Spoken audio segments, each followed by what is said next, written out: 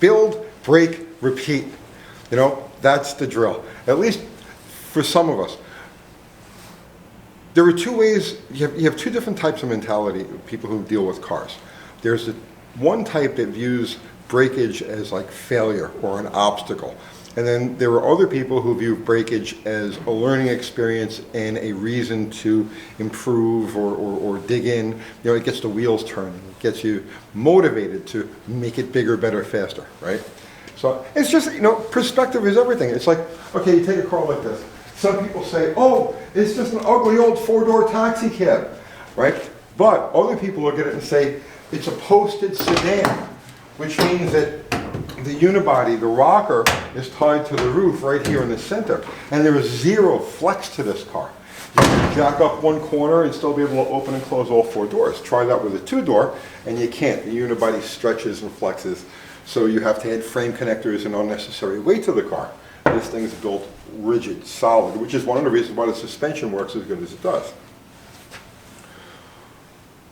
But it's all about perspective. You know, it's why do you do certain things? Why do you build it a certain way? It's all junk. Why did you even bother with a 318? Well, that was the whole point. The vast majority of you guys get it. But for those that don't, you know, the experts, right? It would have been far easier for me to build a big block. Here, look, come here. There's a 440. Here's a 400. Here's a set of race-ported 906 heads. Back here, here's another 383, and there's another 440 sitting right there. Cranks. I got tons of big block cranks. The one in the wrapper there is a stroker, ready to go.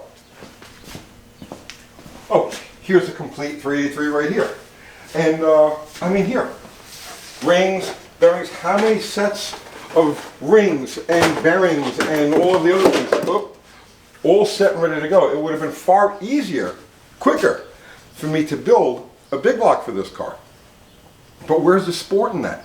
You can find formulaic big block builds everywhere. Magazines, all across YouTube, right?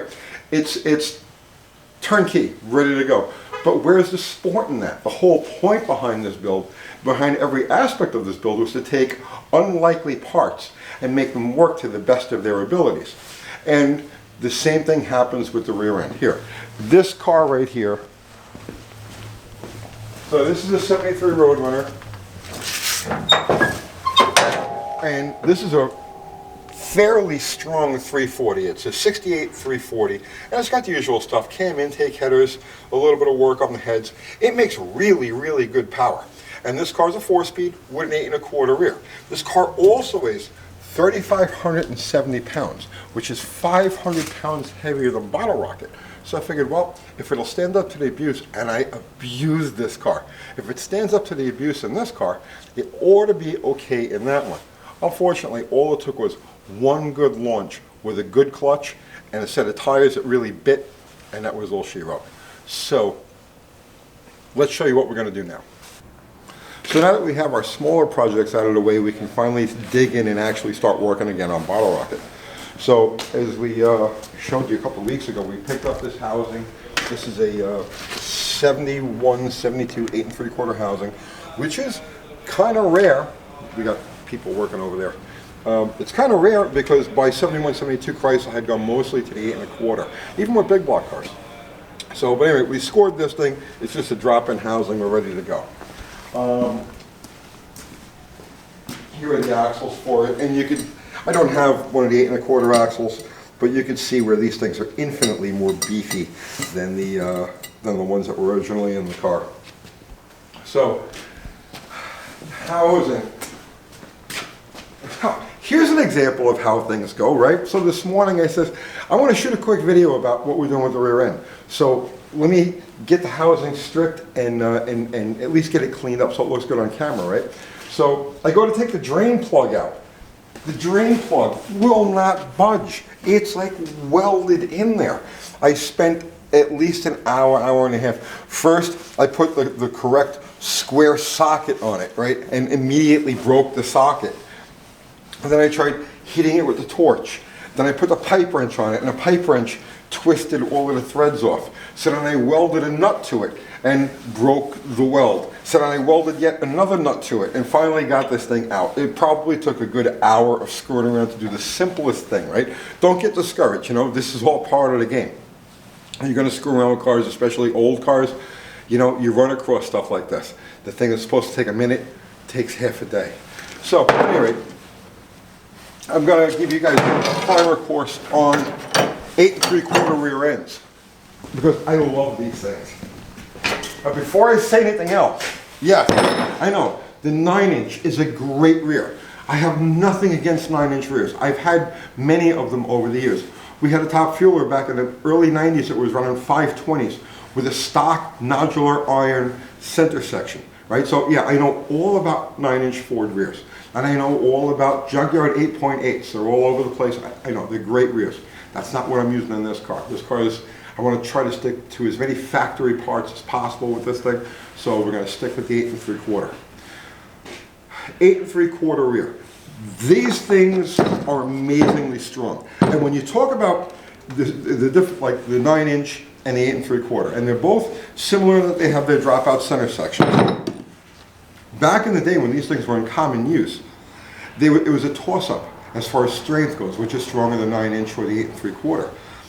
For the record, the 8 3/4 was the choice in top fuel dragsters from approximately 1966, 1967. Previous to that, it was the Olds Pontiac rear that they stuck to. 66, 67 until 72, 73, the 8 3/4 was the choice. With the cars weighing approximately 2,000 pounds, the 8 3/4 was the first in the 5-second zone in a top fuel car. They were used in funny cars into the high 7-second range. Remember, a funny car weighed significantly more than a dragster. And for those cars, the Dana was actually the choice. But a lot of Chrysler racers stuck with these things right up until, you know, tapping on the 6-second zone. So they have a track record of handling 1,800, 2,000 horsepower. They work. They're good rears. Here's some trivia for you. Here's something a lot of guys don't know. This is, well, the spider gears are welded up on this thing. But in that era of top fuel from 1960, the late 60s, early 70s, they didn't use spools or even locked rear ends or even welded spiders. Those guys used an actual open rear end. What they would do is shim the outer spiders just to tighten up the pack some. But because there's no suspension on those cars, you only had about 23, 24 inches between the engine plate and the rear end. Engine torque, remember, the passenger side, right side rear tire is trying to lift off the ground. And engine torque is pulling up on the left side, transferring back. And because those cars had no suspension and a narrow rear end, and the motor was in such close proximity, engine torque would actually plant the right rear tire. And they chose to use an open rear end instead of a locked rear because it made the car easier to drive. As you're going down the track, if one tire started to slip a little bit, it didn't move the car out of line. That tire would slip and it would regain traction, and the car could keep going straight. It wasn't until, let's say, 1973, 1974 that they actually started to lock everything down. That's when the wheelbases started to get really long. They slowed the steering way down. That's a whole different video. So, at any rate, this is where we're at with this.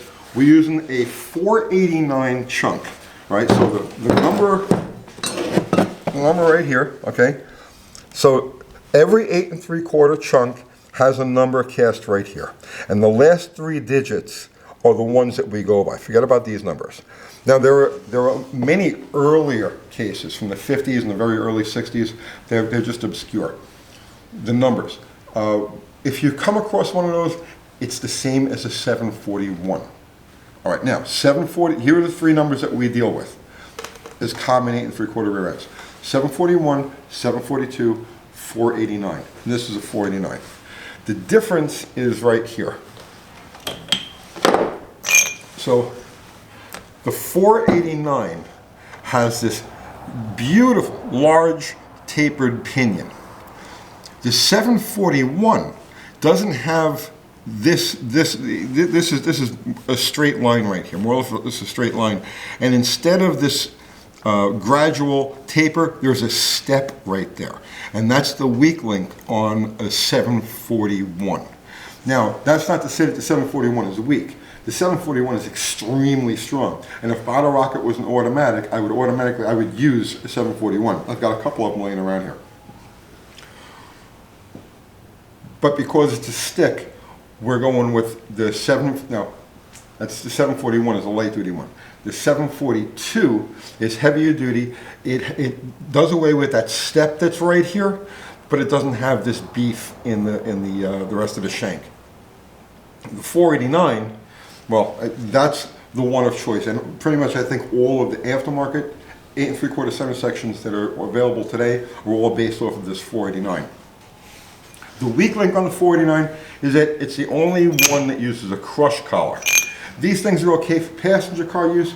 If you're going to be racing the thing, you're not really leaning on it hard, you want to do away with this and get a crush collar eliminator. So that's that. Also, they come in two different splines. There's a fine spline and a coarse spline. This is the coarse spline. It's 10 spline, and I always prefer these because if you take a rear end together and apart a bunch of times, you want to swap ring and pinion on it and all of that, these 10 splines come right on and off without a puller. So you could just, if I want to pop this thing apart real quick, you could just take the nut off, take a hammer, tap it a couple of times, and they pop right off. Where the fine spline, you really need a puller for it.